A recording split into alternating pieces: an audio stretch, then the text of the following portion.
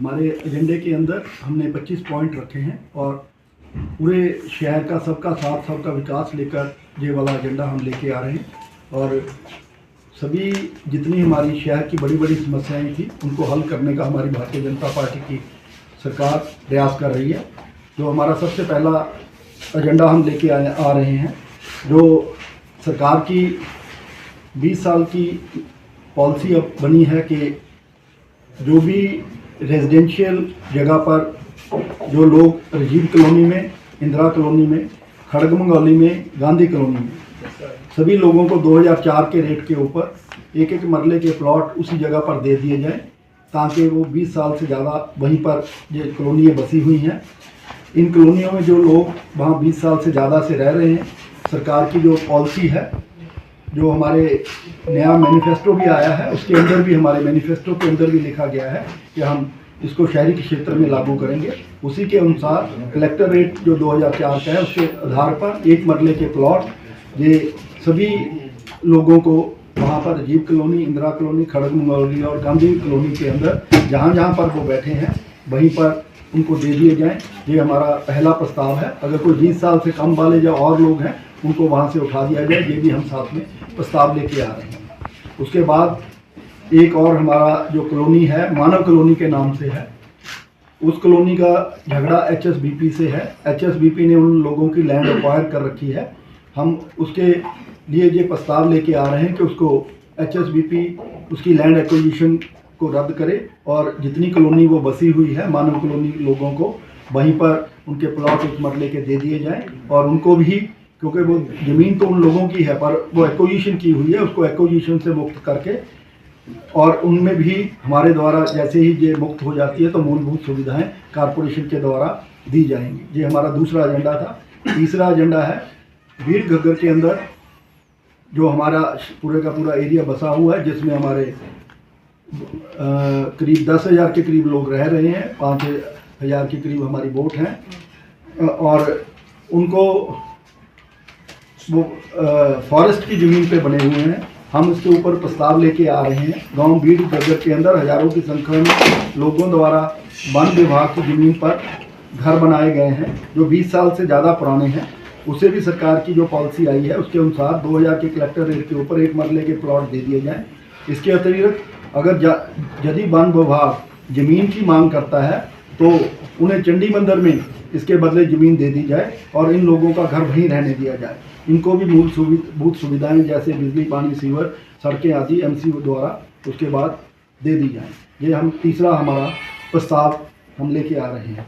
चौथा प्रस्ताव जो हमारा लेके आ रहे हैं, जितने हमारे शहर के अंदर चारों आशियाने हैं, चाहे वो अवेपुर का है, चाहे 20 का है, चाहे 26 का है, चाहे 28 का है, इनका रख रखाव HSBP के द्वारा किया जा रहा था। चाहे वो बाहर का पेंट है, चाहे सड़कों का कार्य था, चाहे अंदर पार्क हैं, चाहे बाउंड्री वाल टूटी पड़ी है, इन सबको हमारे को म्यूनसिपल कॉरपोरेशन को ट्रांसफ़र कर दिया जाए और इन आशियाना की रिपेयर, जो ये पार्क हैं, चाहे सड़क हैं, चाहे बाहर का पेंट है, ये सभी MC अपने खर्चे पर करवाए। ये हम प्रस्ताव आशियानाओं के लिए, चारों के लिए लेके आ रहे हैं।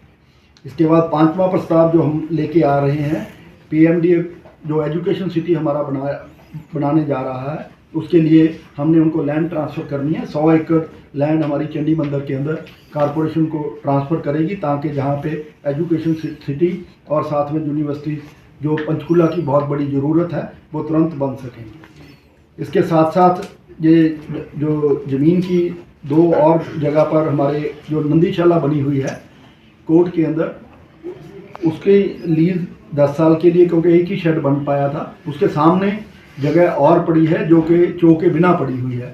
5 एकड़ उसी नंदीशाला वालों को दे दी जाए ताकि वो और इसको एक्सटेंड कर सकें और शहर की समस्या को जल्द से जल्द उसके हल किया जाए। एक अम्बेडकर भवन के लिए 500 गज गांव कोर्ट के अंदर भी उसकी ज़मीन की अनुमति के लिए हमने लिखा है। इसके बाद शहर की ज़रूरतों को देखते हुए हमने 2 और बड़े फैसले लिए हैं कि हर वार्ड के अंदर एक एम्बुलेंस ड्राइवर हम देंगे, ताकि जो वहाँ पर 10 से 12,000 हमारे वोट हैं, 20,000 से ज़्यादा हर एरिया के अंदर जो लोग हमारे रह रहे हैं, उनको वक्त पे एम्बुलेंस नहीं मिलती। कारपोरेशन की तरफ से आसपास के कम्युनिटी सेंटर अगर हैं तो ठीक है, नहीं है तो कहीं भी अच्छी जगह पर हमारी एम्बुलेंस विद डायरेक्ट ड्राइवर लोगों को मिलेंगी ताकि लोग अपना वक्त पे इलाज करा सकें। इसके साथ साथ फ्यूनरल वैन की भी जो कमी है उसको देखते हुए 5 फ्यूनरल वैन कारपोरेशन के द्वारा खरीदी जाएंगी और शहर के 5 अलग अलग एरिया में, एक एमडीसी एरिया में, एक शहर के सेंटर में, एक गगर पार्क के गांव के एरिया में, सब जगह पर हम 5 फ्यूनरल वैन खड़ी करेंगे ताकि कोई भी जो हमारा किसी की मृत्यु हो जाती है तो उसको फ्यूनरल वैन के लिए भटकना ना पड़े और तुरंत उसका वहाँ पे समाधान हो सके। इसके बाद एक शहर की जो हमारा नेक्स्ट एजेंडा है, एजेंडा नंबर 9 है, जो डॉग के ऊपर है। शहर के अंदर हर महीने 300 से लेकर 400 के करीब डॉग बाइट के केस आ रहे थे। उसको देखते हुए हमने ये फैसला किया है, क्योंकि जब तक और नए कानूनों में कोई अमेंडमेंट नहीं आती, हम 5 कम्युनिटी सेंटर के अंदर डॉक्टर, नर्स व टीकों का इंतज़ाम करेंगे ताकि लोगों को कोई भी अगर कुत्ता काटता है तो तुरंत फ्री इलाज मिल सके। ये हम 5 जगह के ऊपर ऐसे ही जैसे हमने फ्यूनरल वैन खड़ी करनी है वैसे ही डॉग बाइट के भी हम डॉक्टर, नर्स और टीकों का इंतजाम करेंगे। इसके साथ साथ वहीं पर रजिस्ट्रेशन करके जिसको 1 दांत लगा है उसको 10,000 रुपये और 2 दांत काटने वाले को 20,000 और 3 दांत अगर किसी के काटते हैं तो 30,000 रुपये का तुरंत 7 दिन के अंदर भुगतान सुनिश्चित किया जाएगा ताकि लोगों को जो रोज़ाना जगह जगह जो समाधान डॉग बाइट्स का नहीं हो रहा उसको लिए हमने ये प्रपोज़ल लेके आए हैं। 10वां हमारा शहर के अंदर जैसे जैसे ज़रूरतें बढ़ती जा रही हैं, बहुत सी मशीनरी हमारे को सरकार के द्वारा अब नया 3/2/2024 को हमारे को लेटर आया था कि मशीनरी आप और भी खरीद सकते हैं। उसके लिए हमने अब 2 स्टॉर्म वाटर क्लियर करने के लिए vacuum oblique sucker cleaner machine, 2 बड़े वाली वाटर स्प्रिंकलर मशीनें जो सारे पौधों को, पेड़ों को पानी देने के लिए, 2 रोड के पैच लगाने वाली बड़ी मशीनें, छोटी स्वीपिंग मशीन, क्योंकि बड़ी स्वीपिंग मशीन 2 हमारे पास हैं, 2 छोटी स्वीपिंग मशीन, इन सभी की अप्रूवल हमारे पास सरकार से आ चुकी है। ये 8 की 8 बड़े इक्विपमेंट्स हैं, इनकी भी हम इस मीटिंग के अंदर स्वीकृति प्रदान करने के लिए हाउस के पास लेके जा रहे हैं कि इसको जल्द से जल्द हमारे को खरीदी जाए। इसके बाद जो हमारे वेंडर्स हैं जगह जगह पर बैठे हैं, बहुत से वेंडर ऐसे हैं जो सर्वे में या तो गांव वापस जा चुके हैं या वेंडिंग जोन के अंदर नहीं जा रहे। इनके लिए हमने ये प्रपोज़ल लेके आए हैं कि सभी जो शहर में अब मौजूदा वेंडर्स हैं इनका नए सिरे से सर्वे किया जाए ताकि हम उनके लिए उसी हिसाब से वेंडिंग जोन्स का और पुराने वेंडिंग जोन जो जिनमें खाली भी पड़ी है वहाँ पर इनको स्थान दिया जा सके। इसके बाद शहर की जैसे जैसे आबादी बढ़ रही है, जो छठ पूजा घाट है हमारा बहुत छोटा पड़ गया है, उसको हमारे को 2023 में वो HSBP के द्वारा ट्रांसफ़र कर दिया गया है। उसकी कंप्लीट रेनोवेशन और उसको और बड़ा करने के लिए, उसका नीचे जाने के लिए घग्गर के अंदर रास्ता और साथ में नीचे ही पब्लिक टॉयलेट्स, सभी चीज़ की एमेनिटीज़ छठ का पूजा घाट के लिए हम लेके आ रहे हैं ताकि आने वाले दिनों में जो वहाँ पर 50,000 से 1 लाख के करीब छठ पूजा के आसपास 2-3 बार शहर ये हर साल, क्योंकि बहुत से लोग जहाँ पर रहने आते हैं और आसपास के एरिया से भी, चाहे वो चंडीगढ़ का एरिया भी है, वो भी घग्गर पर ही छठ पूजा घाट पे अपना छठ पूजा मनाते हैं। उसको देखते हुए हम इसको एक्सटेंड कर रहे हैं। बहुत से 13 नंबर जो हमारा एजेंडा है, बहुत से विकास कार्य हमारे जगह जगह पर होने वाले हैं। उनका सबसे पहले हमारे सेक्टर 9 का कम्युनिटी सेंटर भी द्वारा तोड़ के नया बनना है, उसका प्रस्ताव है। इसके साथ साथ बिल्ला, बिलौली और बेहड़ 3 जगह पर अभी कम्युनिटी सेंटर्स नहीं हैं बड़े वाले, इनका निर्माण कार्य है। डबकौरी के अंदर स्टेडियम, ये विकास कार्य। उसके बाद बहुत से एरिया के अंदर अभी अमरूद स्कीम के बाद भी अभी 10 से 12 गांव के अंदर सीवर नहीं डला हुआ है। उन सभी गांव के अंदर अमरूद का जो प्रोजेक्ट है उसके आने में काफ़ी टाइम लग रहा है। हम कारपोरेशन की तरफ से उन सभी गांवों में सीवर का प्रपोजल लेकर आ रहे हैं कि इसके टेंडर लगा के उन गांवों के अंदर भी शहर की तरह सुविधाएं दी जा सकें। जितने पब्लिक टॉयलेट्स हैं कुछ की रेनोवेशन हो चुकी है, बाकी काफ़ी की रेनोवेशन पेंडिंग है। सभी पब्लिक टॉयलेट्स की कंप्लीट रेनोवेशन करवाकर उसके साथ साथ बाकी शहरों की तर्ज पर महिलाओं के लिए पिंक टॉयलेट व सेंट्री पैड नैपकिन मशीन वहाँ पर लगाई जाए, ताकि उनको भी वहाँ पर आराम से अपना किसी भी टॉयलेट में कोई भी लोग जा सकें। उस विकास कार्य का नेक्स्ट एजेंडा है, जितनी शहर में हमारी सड़कें जो हमारे टेन्योर में अभी तक रिकारपेट नहीं हुई हैं, काफ़ी रोड्स अभी बैलेंस पड़ी हैं, उन सब के टेंडर अगले 2 महीने के अंदर तुरंत लगा दिए जाएं, ताकि शहर की कोई भी सड़क खड्डा मुक्त सारी हो जाए और रिकारपेटिंग का काम पूरा हो जाए। इसके बाद 14 नंबर जो हमारा प्रस्ताव है, गीला कूड़े का हमारे अभी कोई प्लांट नहीं लगा हुआ, हमारे उसी के कारण हमारे स्वच्छता में रैंकिंग में सुधार नहीं हो पा रहा।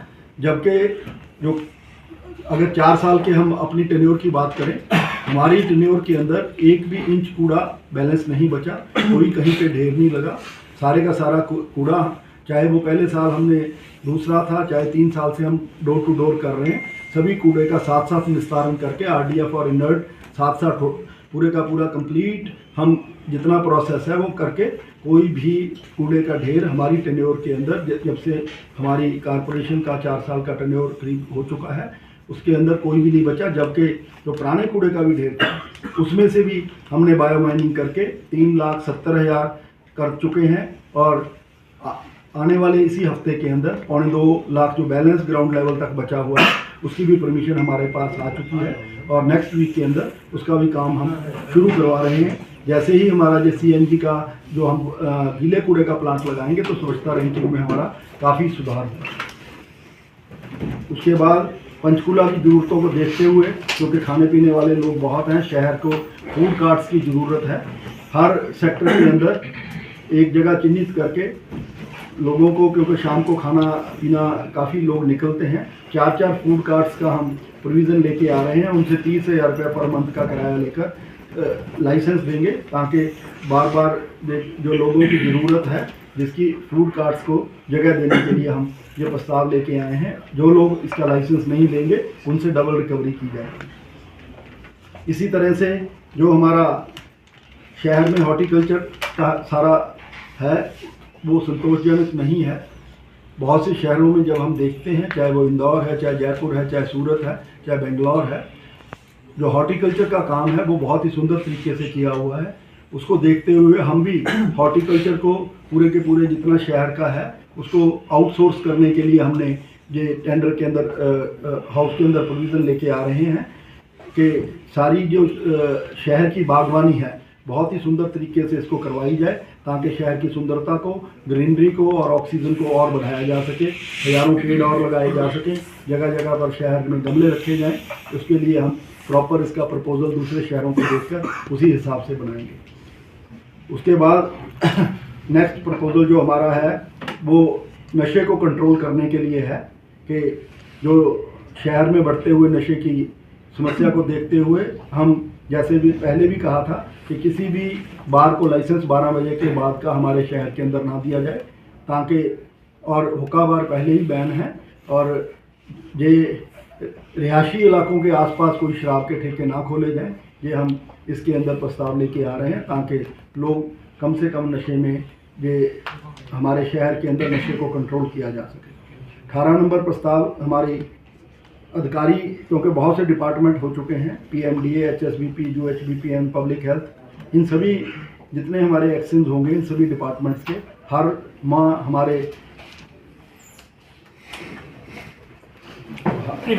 के अंदर ये हमारे नुमाइंदों के साथ हमारी समस्याओं के समाधान के लिए मीटिंग करेंगे, ताकि जो हमारी प्रॉब्लम्स हैं उनको दूर किया जा सके।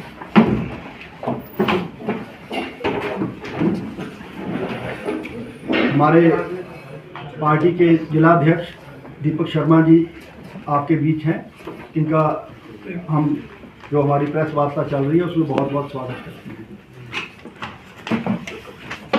19 नंबर पे हम हैं, पर्यटन की दृष्टि से हमने शहर को और आगे लेके जाने के लिए पंचकूला शहर में हमारी ज़मीन चंडी मंदिर के अंदर बहुत खूबसूरत पहाड़ी एरिया की ज़मीन बची हुई है।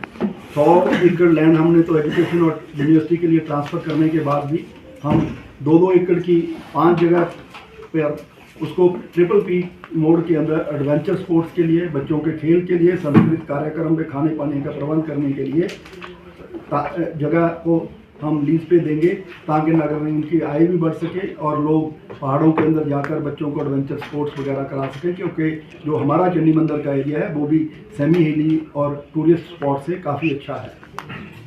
नेक्स्ट 20 नंबर प्रस्ताव जो हमारा है वो गांव सुदर्शनपुर, जलौली, अलीपुर, नग्गल, कोट, डबकौरी में जो माइनिंग हो रही है, हमारे उससे पेमेंट हमें नहीं मिल रही और हमारे से 10 फीट की परमिशन लेकर 50 से 100 फुट तक की माइनिंग कर दी गई है। हमारे हाउस के अंदर हम लेके जा रहे हैं कि इसको तुरंत रोका जाए और नगर निगम को, क्योंकि इसकी कोई पेमेंट नहीं आती, हमारी ज़मीनें जो कि क्योंकि बहुत ही कीमती हो चुकी हैं, उनको ख़राब ना किया जाए। शहर की बहुत सी समस्याएं हैं, उनके बारे में भी हम लेके आए हैं। जो शहर में खुले में डॉग्स को घुमाते हैं, उनके जिससे शहर में बहुत ज़्यादा गंदगी फैलती है। हम ये प्रस्ताव लेके आ रहे हैं कि कोई भी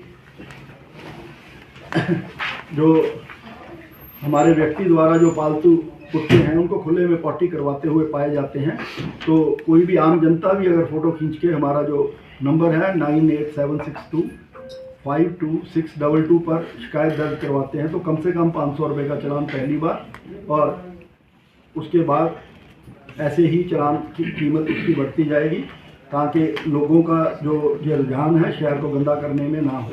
इसी तरह से जो सड़क पर पानी बहाते हैं कारों की सफाई में या किसी और चीज़ों में, घर के अंदर जो मर्जी अपना गाड़ी धोए, जो सड़कों के ऊपर हमारी सड़कें ख़राब हो जाती हैं जितनी लोग डालते हैं, उनके ऊपर भी हमने ऐसे ही कोई भी फ़ोटो डालेगा तो 500 रुपये का पहली बार चालान और दूसरी बार उसी तरह से अमाउंट डबल होती चली जाएगी। एक शहर में भिखारियों की बहुत ज़्यादा समस्या है, जिससे यातायात भी बाधित हो रही है। हम इसके लिए हम जो प्रशासन है उनको कहा जाएगा कि इसको तुरंत हटाया जाए। इसके अतिरिक्त जगह जगह पर शहर के अंदर अवैध झुग्गियाँ बनी हुई हैं, चाहे वो 14 सेक्टर है, चाहे 5 सेक्टर है, चाहे 11 सेक्टर है, इनका भी नगर निगम द्वारा इनको HSBP को कहा जाएगा कि अपनी सभी लैंड को खाली करवाएं और ये सारी अवैध झुग्गियों को हटाया जाए।